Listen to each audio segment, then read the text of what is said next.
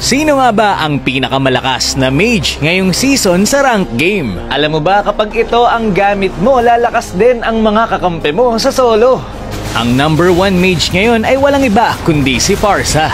Tinanong ko rin si Super Friends at para sa kanya, si Pharsa din ang pinaka-the best na mid laner ngayong season. Yan, kita nyo naman, solo lang ako dyan gamit yung isa kong account at win streak talaga. Kahit sa mga tournament, nababan at napipik, etong si Pharsa. Maraming mage ang mas malakas ang damage kaysa kay Pharsa pero lamang si Pharsa dahil sa kanyang rotation. At yan ang i-explain ko sa inyo ngayon. Pagka-start pala ng laban, bumili ka na kagad ng sapatos. Tapos lumipad ka na agad papuntang mid lane. Unang kailangan mong tandaan, hindi mo na kailangang mang-leash. Masyado kasing delay na yung spawn ng jungle monster. Kaya madedelay ka ng rotate kapag nag-leash ka pa. So kapag safe naman, ang kailangan mong gawin ay patamaan agad ng second skill ang mga minions ng kalaban. Tapos mag-out ka na. Huwag ka na mag-basic attack. Kasi dalawang skill to mo lang naman ay makiklear na yung minion wave. Pagka-clear mo, huwag ka munang lilipad. Antayin mo munang makarating ka dito.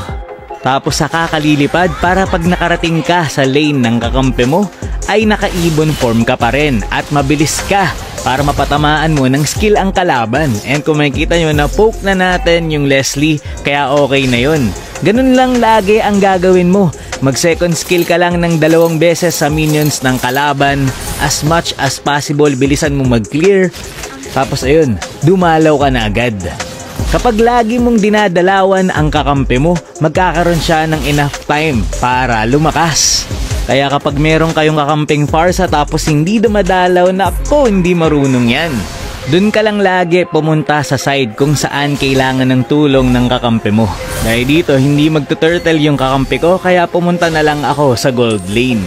Pinaka-importanting gawin mo kapag Pharsa ka ay manggulo ka talaga ng lane ng kalaban. Kapag hindi mo yan ginagawa, nako, problema yan.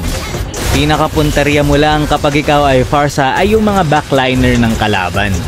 Ingat ka lang lagi kapag mga assassin yung kalaban mo. Kailangan marunong ka ring umiwas sa skill ng kalaban. Ito nga pala ang item at emblem na gamit ko sa kanya.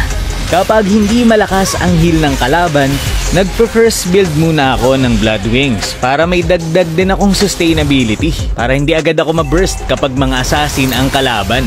Pero kapag may mga healer sila, kailangan talaga unahin mo yung anti-heal or glowing wand.